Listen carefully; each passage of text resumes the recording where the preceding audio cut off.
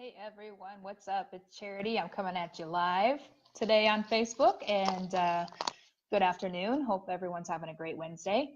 I wanted to go over a couple things with you today. First of all, thank you to everyone who read the blog post that I submitted last week about our limiting beliefs about money. Today, I want to discuss something that's a little bit similar to your beliefs about money. It's tied into limited beliefs anyway, and that is your perception of self-worth and value.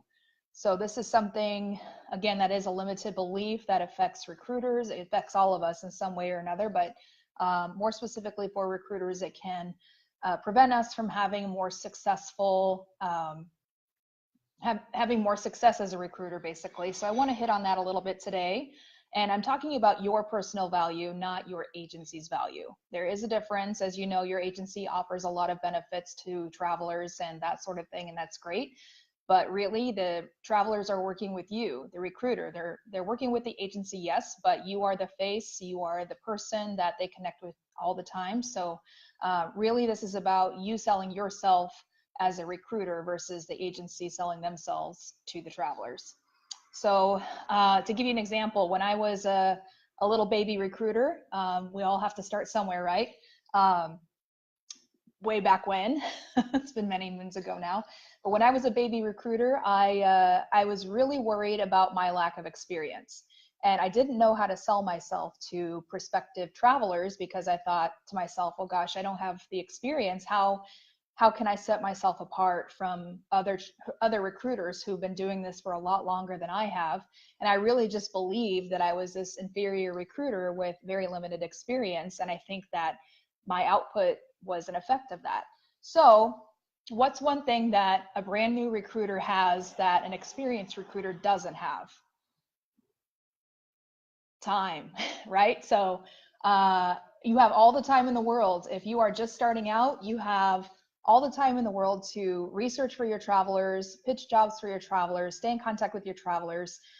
You've got a lot of time on your hands to take care of them and to meet whatever demands they have, or to find the right positions for them. So that's something that if you are not sure how to sell yourself as a brand new recruiter, and to be honest, travelers can tell if they're dealing with a brand new recruiter. You can try to fake it till you make it, but generally speaking, they can kind of tell when somebody's not as experienced. So that's something you can say to set yourself apart from other recruiters, is say, look, I know that I'm not the most experienced recruiter in this company, but what I can do is hustle for you. And I can work with my client managers. I can make calls for you. I can research this area for you. I can do all this stuff for you because I've got the time to do it. And you have to be smart about it, obviously. You don't want to spend 24 hours a day on this one traveler, but that's something you can say to sell yourself if you're struggling with how to differentiate yourself as a brand new recruiter. Now, of course, recruiters who have more experience, you've got an advantage there, and you can use your experience as a differentiator and to sell yourself and sell your value as a recruiter. Look at my notes here. Make sure I'm not forgetting anything. So other ways that you can determine your value and sell yourself as a good recruiter is to identify sort of things like, I work really hard for my travelers, I'm accessible to my travelers, I'm available 24/7 to my travelers. Those will help you differentiate yourself.